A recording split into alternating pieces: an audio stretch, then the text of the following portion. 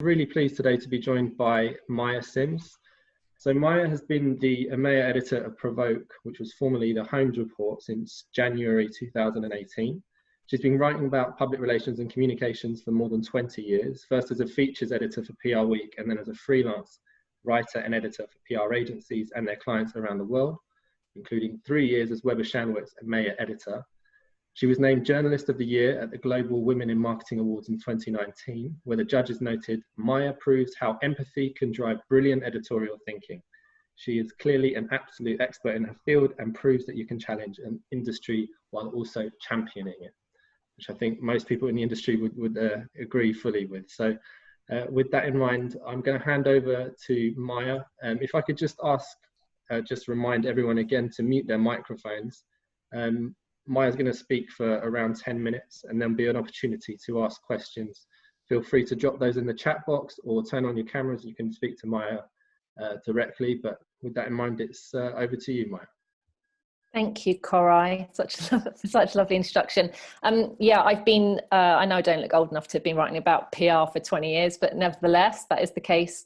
I joined PR Week in 1999 when I was very young and naive and knew absolutely zero about comms. One thing I learned really quickly, apart from what the industry was all about, was that the people in it are a bit special, and it's packed full of really wonderful, bright, curious, funny, creative, thoughtful people, many of whom have become genuine friends as well as contacts and colleagues over the years. So right at the start of lockdown, I wrote a piece for PRovoke called Being Human in the Time of Coronavirus. And I expressed my concern, knowing the industry as well as I do, about how the people in it, in an industry which thrives really on connection, personal interaction, networking and events, and is full of both extroverts and very high functioning introverts, would cope with not being together without the social aspects to our life and work. And we were in a really weird position as a publication at the time, because we do these in-person agency review meetings with agencies putting themselves forward for our Agency of the Year awards around EMEA. And they shifted overnight from really lively in-person meetings with leaders of agencies from the biggest networks down to the smallest creative boutiques around Europe into Zoom sessions. And it was obvious immediately that while everyone was doing their best and there was a certain amount of novelty factor at the start, it was going to take some serious adjustment to not actually being in the room together. And there were times in that opening week and weeks where I did feel like something of a therapist and a sponge and a filter for quite a lot of emotions that were coming to the surface from leaders who I'd only really seen just with their professional hats on. So that was kind of an interesting shift for everybody. 12 long weeks later, can you believe it? Every week has been differently crap, I think it's fair to say, and required different messages and different qualities from agency and in-house comms leaders. Things are moving fast while being in limbo. And we discussed this at the PRCA conference during the panel session I had with some great speakers about how difficult everybody is finding this on a personal level, from first of all adjusting to remote working and the clash of family and work and the juggling required there that we all haven't really adjusted to, because this is, this can't be the new normal. It's not really sustainable. Then on to those first really difficult decisions and conversations about furloughing. And then we're seeing the growing avalanche of redundancies in the industry, sadly now. And then in the last couple of weeks, there's an additional layer of having to step up again to respond appropriately to the Black Lives Matter protests. So industry leaders have really had to dig deeper than ever before, not only personally, but to support their teams, ensure their businesses survive. Agencies have come through regional economic crises before. No one among all of us knows exactly how to get through a global recession and a pandemic, where the boundaries between home and work have basically dissolved overnight. So we're all in a bit of a weird space, something of the upside down, as fans of Stranger Things might call it. For agencies as well, this is not only facing client budget cuts and resignations of clients who simply have no business while shutdown is in place, but also supporting clients and brands as they go through this massive change themselves in terms of communicating appropriately and honestly, internally and externally, and helping them engage creatively with their audiences in new ways to keep all those relations with all of those publics going through a period where many sectors, have effectively shut down. This has been incredibly hard. It's a multi-layered assault on everybody's resilience, I think, over the past few weeks. There's an added factor for businesses working, largely work internationally now, that different geographies are at different points in the pandemic and economically. So pressures and messages are different and need to be tailored regionally for agencies operating in more than one market. We carried out research with ECO actually in the early days of the pandemic in partnership with David Brain's research company Sticky Beak, and as well as the hang on, let me get qual and quant right, as well as the quantitative data, which was really quite depressing about how people were feeling about the industry and its chances of survival, and what the impact would be on the people and the bottom line within it. We did we asked some open-ended questions about how people are how things were changing and what the biggest impacts were on the way they did business and the requirements from clients. And there was an awful lot of language which you wouldn't necessarily get out of a bit of PR research in that, from leaders. They were using words like honesty, transparency, and clarity. Fair enough, all comms should be that. But they were also using words about empathy and emotion and being human and communicating in a way that showed kind of more vulnerability as a human being. Lots of people have found that a challenge. Many have found that quite refreshing, actually, that's now okay. It's okay to say this is tough. It's okay to say I'm not feeling great about this, but it's a decision we've had to make. There's been a lot of boundaries have come down, and I personally think that can only be a good thing, because mine are obviously terrible, as many of you know. But then we've seen that's applies to agencies of all sizes, right up to the top. The biggest PR agency in the world, Edelman. Last week, Richard Edelman had to break the very unfortunate news, having told everybody at the outset, quite confidently, one might say arrogantly and naively, that there would be no redundancies at Edelman. Last week, he had to announce 390 globally. And unlike the big holding groups who don't have to really give precise numbers of staff levels and redundancies and can spread it out across various disciplines, it's very clear that's nearly 400 jobs gone from global PR, full stop. There's no hiding behind that bit of data as a private company. And what was interesting about that is I really felt for Richard, actually, because he is who he is, but he's a person of great integrity, and if he said at the start, we're not making redundancies, he meant it. And for him to have to come out with the note that we published in full last week, with some of the language in that, he said it's heartbreaking news. He said the decision was gut-wrenching, especially since I told you in March that we would have no job losses. We didn't want to do this. We thought we could ride it out based on previous economic crises and downturns. They're not even trying to make money. They're just trying to break even. He used the phrase, we've suffered a succession of body blows. They lost a £2 million client. Nobody can really get through that without some kind of impact on staffing. He talked about parting ways with talented and wonderful colleagues, that it's the most difficult decision he's ever had to make, that it's given him sleepless nights having to make this decision, that he's profoundly sorry, that he has heartfelt gratitude. Now, that is not language you would necessarily expect to hear from the biggest PR boss in the world. And I think once you've got to that level of empathy and honesty and vulnerability, then for all that Edelman's mass redundancies kind of give the industry permission to admit that times are tough, and that's inevitable within much smaller agencies, it also gives leaders permission to say that is a really hard decision, that they mean something to them personally, and that's no bad thing. It's an additional layer of immediate concern. Leaders in the industry, in terms of being human, is the ongoing Black Lives Matter protest prompted by the murder of George Floyd. As my boss in Hong Kong, Arun Sudarman, said on our team call last week, having lived through racism his entire life, this is the first time he's seen the crack in the door towards true equality open wide enough to have a real opportunity of being shoved wide open. We've seen many Black people and people of colour over the past fortnight stand up bravely to share their experiences.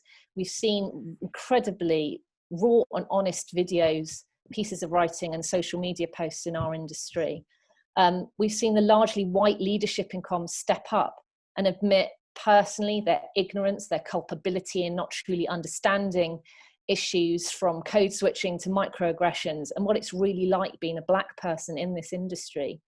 And we've seen leaders pledge to take real action beyond a diverse recruitment policy, which everyone has acknowledged in the past week is just simply not cutting it. You know from your own PRCA research how white, how middle class, how publicly educated this industry has always been and has continued to be up until this point. We've seen those leaders focus on a new knowledge that it's not necessarily about diversity, it's the inclusion bit that really counts. And also pledging to do the personal work on themselves that will make this possible, to read, to share, to listen with open hearts and minds. And that's been, another emotional thing for us to observe. And it's quite a step change in the kind of language we've seen leaders in the industry use. And we're also starting to see the flip side, particularly with brands and leaders who obviously haven't had great comms advice throughout this time. We saw this week flippant tweets and private comments lead to the global CEO of gym chain CrossFit, Greg Glassman, having to resign. So the implications of getting this wrong now are absolutely huge for leaders, for brands and businesses and agencies. There's no question that over this time, we've seen more human, more emotional sides to even the most senior, the most straight-laced, the most white male people in this industry as a result of COVID-19 and the protests. And I really feel and hope this might be one of the most enduring legacies of this time, that leaders are now more prepared on an ongoing basis to be more vulnerable, to be more true to themselves, to create space where it's possible to communicate with true honesty. And to admit where they've got it wrong. It's a painful time we're going through on so many levels. And I think we've all found the last couple of weeks in particular, with the ongoing lockdown and the process of self-examination that the BLM protests have prompted, it's been heavy and intense, and it will continue to be so. But I'm hopeful that, good things will come of all this toughness, and it has the potential as a period in time to lead to really powerful change in our industry and in wider society. So all of this now underlines the critical requirement for leaders in our industry to not only pull everything they've got out of the empathy bag, but also to be honest about how little they've achieved, which is a hard thing for a leader to admit. What they've got wrong, again, hard, and exactly how they're going to take action to do better, not just policies or nice words. I mean, this is where comms advice for brands is really going to have to, translate into business action, not just messaging. Leaders who don't step up doubly now, both in regard to bringing customers and employees through COVID, and as genuine, open-hearted and open-minded allies for people of colour, are probably going to be toppled as quickly as that statue of slave trader Edward Colston went into the Bristol Harbour at the weekend, my old university, where not once was the slave trade ever mentioned during the 3 years I spent in the city. Finally, I want to give you a quick overview on what PRovoke's doing to support the industry and the issues its leaders are facing. We're really conscious of our responsibility as a platform, not only as reporters, but as journalists who know the industry and many of its leaders and their challenges extremely well. In terms of COVID, we've developed pages and pages of resources and analysis, including sector-by-sector breakdowns of what the coronavirus might mean for various industries. And we're also trying to balance honest reporting in terms of what is going on in terms of layoffs with good news stories about wins and senior hires. And good news is still out there, and we are doing our very best to uncover it and promote it as well, because I think we've got a role in giving people hope and kind of helping to preserve some sense of, life goes on, as well as everything is a bit shit at the moment. In terms of the Black Lives Matter movement, as you know, we're a pretty diverse global team, the probably most diverse in the comms media, and as well as publishing extensive resources, which we're expanding on every day, for how the PR industry can move further and faster towards equality and diversity and being allies. We have quickly taken more overt steps to amplify the voices of Black people and people of colour across the industry, especially in the US and the UK, where there is such a huge problem with diversity. We're doing this through providing a platform for writing and podcasts, not shying away from difficult, uncomfortable conversations privately and publicly. We're doing everything we can not to edit, to sanitize or play down a lot of the anger and that very raw emotion that's bubbled to the surface over the past couple of weeks. We know we can do more. We're really open to suggestions from how we can play our part in supporting the industry. As Koray said, we both champion and challenge through extraordinary times. So if you have any great ideas for how we can be doing better and doing more, please do get in touch and let me know. I think I've blathered on for long enough. So thank you for listening. I'd be really interested to hear what you guys are seeing and feeling now, and you've got permission to open up as much as you like. This is a safe space, and if you've got any specific questions, then just dive in. So thanks very much. I need to go in like 2 minutes, but can I just share something that I literally just had on my team call? Yes. I've got a mixture of races and ages and all sorts of people on my team, but the one thing that we've literally just been discussing is I pointed out to one of my team that he's a male and he's got a hairband and he's also wearing a sweatshirt, and we're about to go on a quiet client call at 12:30, and then I actually checked myself and I said, do you know what? I've had clients' cats bottom my face on video calls. I've had their children running in and out. I love this. It is so much more human. And just seeing who we all are, and we're not, you can't put on this face, and not all of us do that anyway. But everybody is just so much more human, and I love it, and I hope it stays. Yeah, me too. Thanks, Penny. Yes, I'm constantly telling Rich Fogoff for wearing the same hoodie. I think he's on the call at the moment, but yeah, I mean, like, why not? Well, you don't have to pretend that we're all, I think Steve did wear a suit for the past couple of weeks of lockdown, but yeah, I think we've got beyond the suit now, which is there he is. There's Richard Siddy. It is that hoodie. It's your uni one, isn't it? He has got other hoodies are available, but no, I totally agree with you. Oh, there he is. There he is. Bless his little cotton socks. I totally agree with you, Penny. I don't think it's any bad thing, because it's, that we can't carry on pretending that things are normal when they're clearly not. We are at home, our cats, dogs and kids are in the background, and it's it's irritating and it's hard, and nobody really can concentrate, which is why we're all so bloody exhausted the whole time. But we're never going to go back to a state where it's broken down so much in terms of hierarchy, and I don't think that's a bad thing. Thank you so much. Can I jump? I have all of 3 minutes as well, so I'm Penny-like on this. Just 2 things to say. Was I can confirm Richard Fogg wears that every single time. So I did a call with him yesterday. So I'm sorry, Richard, you've been called out. The second is on the point of about vulnerability, because I posted about this yesterday on LinkedIn, having written something for IABC at the start of the year. Is I think the vulnerability thing and the safe space thing is really interesting, because I think what I've seen over the last week is immense vulnerability from every part of this debate, that people like Elizabeth, people like Katie, who posted that amazing thing we'll all have seen on LinkedIn, the video over the weekend, showed unbelievable vulnerability to acknowledge what they had gone through to get to the insights, and courage to show it. But equally, Laura Sutherland simply putting her hand up and saying sorry. And I think that for me, certainly on Black Lives Matter and on questions of race, this thing of vulnerability has to be central to this. We can't have anybody going, I know all the answers, or I'm perfect. And there has to be space for people who have put their hands up to be vulnerable and not be judged for past failings. So I just think, Maja, one of the things you can do and PRCA can do is provide those safe spaces for difficult conversations, because I've had some amazingly tough conversations on Facebook, but come out still liking and respecting the other people, because I've tried not to go Brexit styley, I'm in one corner, they're in the other. So my plea would be safe space for open, vulnerable conversations. That's what you and PRCA can do in spades. Okay, as eloquent as ever, Rod. Thank you very much. No, I totally agree with you. I mean, I'm having difficult conversations with my own boss because I don't know what his life experience has been, and my assumptions about that are largely wrong.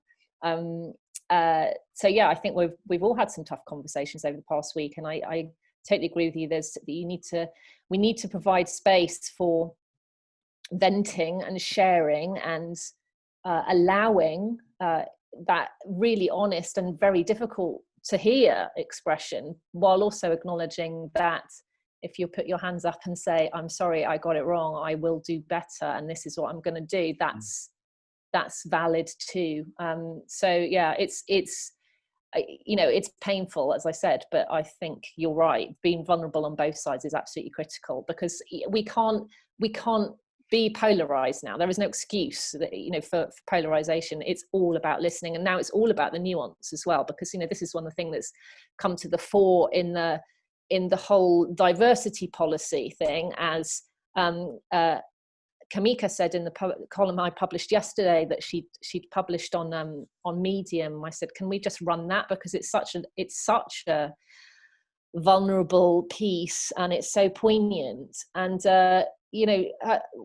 one of her points was exactly that it's lumping everybody who is different together in one policy is it's not actually really understanding the nuance and different experiences that exist for people in the industry and who aren't coming into it. So yeah, good point. Thanks, Rod. Yeah, I would echo that sentiment, Maya. I think a lot of the shock that we've been experiencing from an internal perspective in the sense of our industry has been coming to face with the culture that has presided in the industry, certainly in the time that I've been working in PR for like 7 or 8 years. And I think that's colliding with a reality that's faced by other people on a daily basis.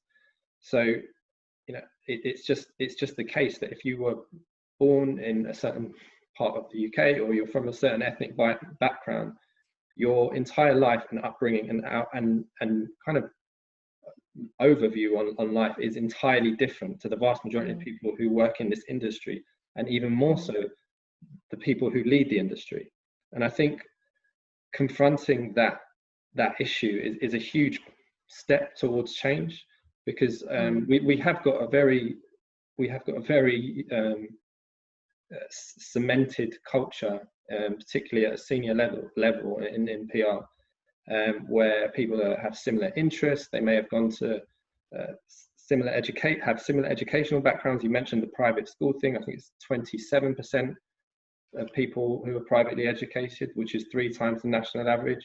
I think what we're finding is we're just coming to terms with the fact that, the world is very different to PR, and particularly to the senior levels of PR. And I think it's right that we have that conversation and try and work towards some positive change on it.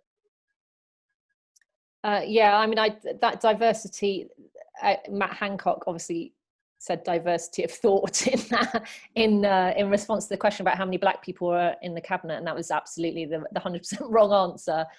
But I completely take your point, Corai, that it's not I think we're starting to realise this isn't a box ticking exercise, and a lot of agencies have thought they could not get away with it, because I think the intention and the good intention was there. Agency leaders have done things for the right reasons and genuine reasons, but are now starting to realise that it is, as I said, a much more nuanced question than that, and it's not about right and wrong, and it's quite literally not about black and white. It's about a much broader question. I always remember James at Hope and Glory saying to me, in theory, my creative director ticks my I've got a black creative director box. But he said, we both went to Oxford, so we both have exactly the same worldview. And, you know, you can't advise brands whose audiences are much more diverse than the PR agency leadership is effectively. You can't come up with the best ideas if the ultimate recipient of those ideas doesn't represent who you are within a team. It's almost impossible. You're faking it effectively.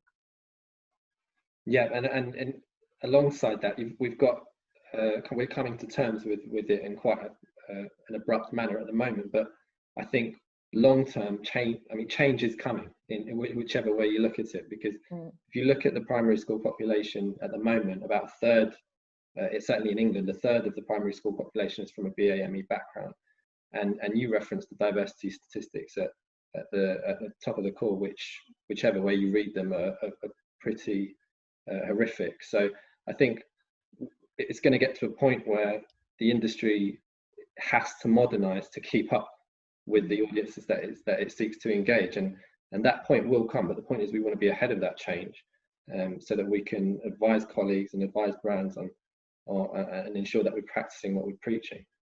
Yeah, 100%. I just want to touch on something else that you picked up on about transparency in general, and I know that you were part of our virtual summit a few weeks ago as well, and Bob Pickard said that perfection breeds resentment, and he made the point that the current environment has added a layer of transparency to everything we do, whether it's, you know, communicating with colleagues or communicating as brands. So I was just wondering if I could get your thoughts on that, and perhaps you could share your reaction to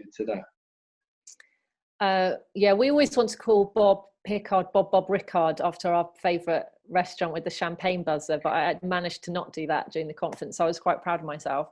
No, Bob's absolutely right. I mean, he always is spot on with his observations that those layers of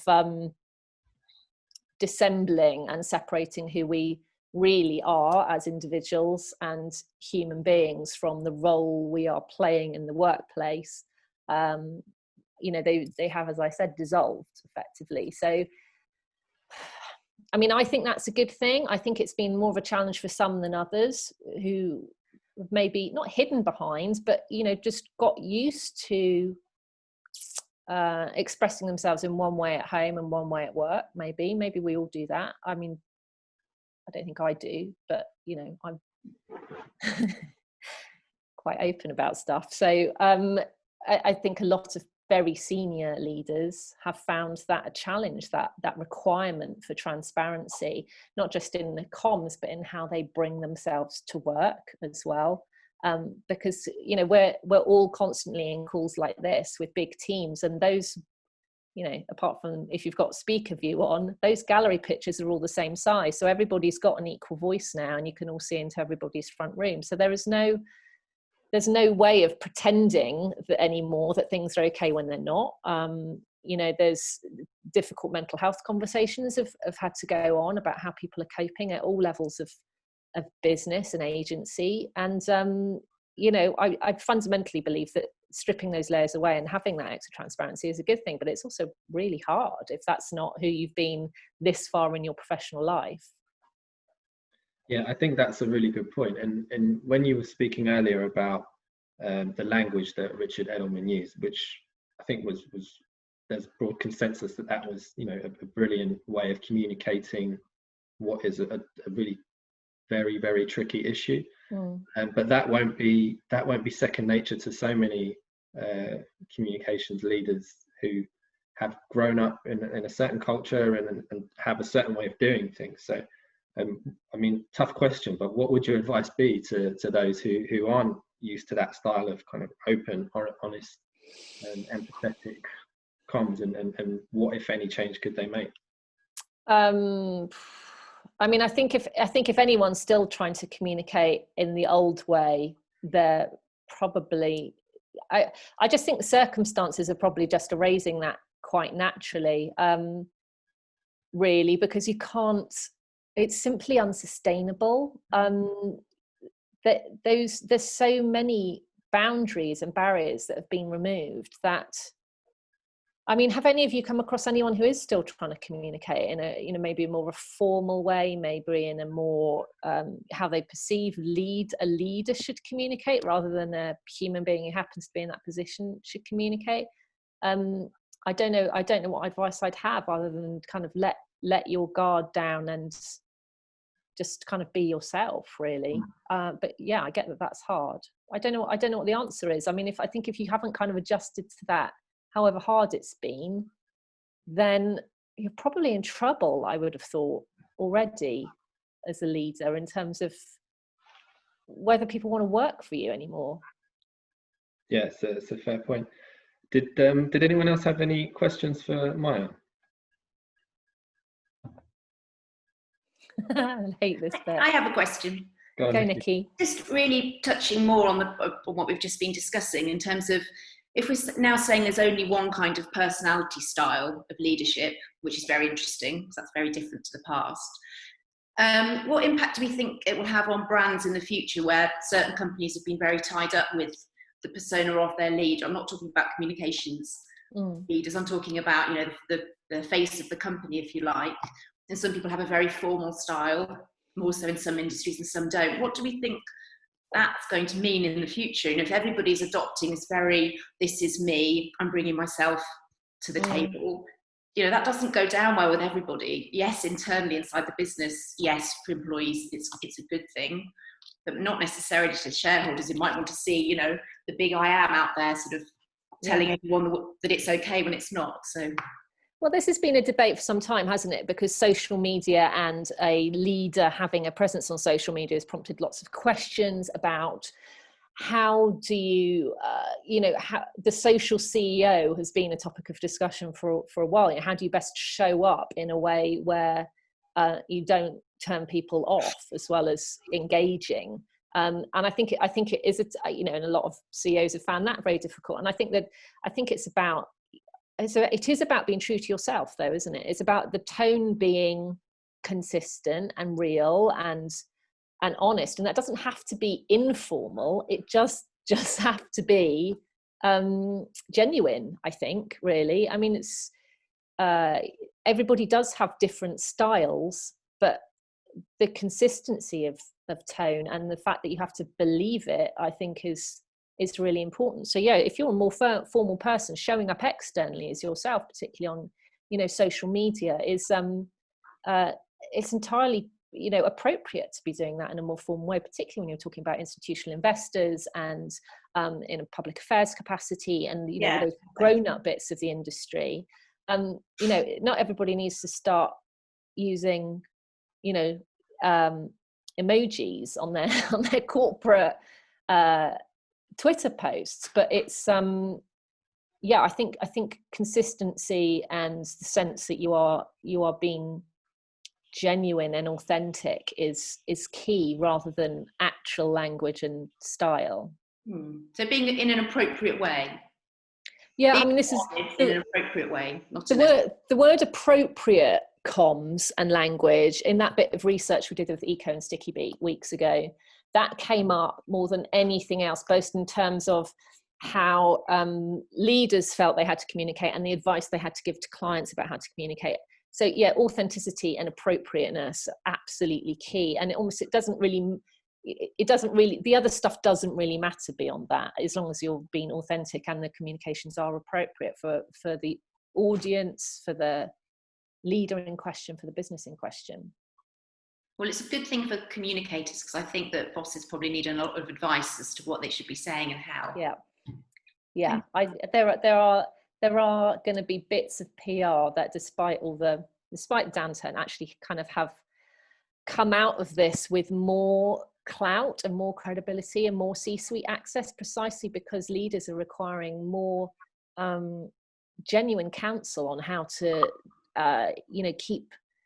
keep everybody's morale up internally, keep saying the right things to the right audiences externally, and you can't really wing it anymore. And also the other point is that, would you just give an ad agency a massive budget now and tell them to go and run with some creative without getting your PR council involved to kind of just sense check that level of authenticity and appropriateness from the brand. I mean, I don't think we're going to be in a position where we're on the outside quite so much as an industry anymore, because it's just too risky. I hope not. Yeah, I think that's such a good point, and there will be a tremendous opportunity, I think, for the industry as a result of this, because, as you say, understanding the outside world and bringing that perspective in, and indeed the internal side of things as well, has never been more critical than it is today. I know I keep going back to the virtual summit, but another really great point that came out of that was from Kiri Sinclair, who gave the example of the makeup company in Hong Kong, who went ahead with a campaign to advise people on how best to apply face makeup with a face mask. And it was deemed as insensitive and inappropriate and opportunistic. And yet a couple of weeks later, or a few weeks later, a similar campaign by a different organization was praised for being uplifting and empowering citizens at a really crucial time. And it was all to do with the mood of the moment at that time. And that can be the real key difference for brands in these situations. So I think there's definitely a real opportunity for understanding context, and I think we're best placed to deliver that. We're definitely best placed to understand context because we've been listening more rather than just broadcasting. I mean, engagement has always been a two-way street. Relationships have always been a two-way street, and it's not just about broadcast. And also, we can move really swiftly. I mean, that's the other thing, you know, because the mood is changing so quickly. PR can move quicker than any other discipline to put together a campaign, to respond on social, to engage meaningfully in a way that next week might not be appropriate. So again, I do see that as an opportunity, and I think particularly with the whole Black Lives Matter movement as well, that understanding of cultural nuance and appropriateness is going to be, you know, it's going to be bottom line critical, getting that right from now on. Nobody's going to be able to get away with anything that isn't sensitive. So, and that's not about dumbing down an idea. I mean, there's going to be bravery required, but you're also going to want some real comms counsel involved in anything you're doing as a major campaign. Definitely. I'm conscious that we've just got a couple of minutes left. So I know I've got a question coming from Steve. Steve, do you want to ask that one? Yeah, thanks. I'm here sat in London, and I have a view of the world from here. You guys at PRovoke, you've got an office team in the States. What's their perspective of what's going on in Europe and the rest of the world? In terms of what? Well, everything from the being human, having Trump as their leader, the whole stuff we've been talking about just now. I think good question. We've got Arthur in San Francisco and Diana's in New York, and those two bits of the States probably have a different worldview to most other bits of the States. So, you know, that's an interesting question in itself, because I don't think there is one American viewpoint on the world at the moment in particular. I think the sense from the States is that the UK and the US are equally in trouble as far as both political leadership, management of the pandemic, and in terms of getting our response to questions of race and equality right going forward. I think it's more acute in the States, the Black Lives Matter campaign over there, for obvious historical reasons. So they're much more immersed in the kind of the raw end of that than we are over here. I mean, it took a good week before anyone in London kind of really had anything to say about that. We were observing, really. But I think the Americans' view is, you know, that we're both handling this equally badly in lots of ways and equally well in others. So, I mean, they're very much at the sharp end. We are too, in a smaller way, effectively. Thank you, Maja. So I'm just I'm conscious. Is there any quick questions that anyone would like to ask? My final question. Okay, which that brings us to the end. So all that's left for me to do is to say a massive thank you for sharing your time today. I found that really, really interesting, and it was really insightful to hear your views. So thank you very much. It's a pleasure. Thanks for having me.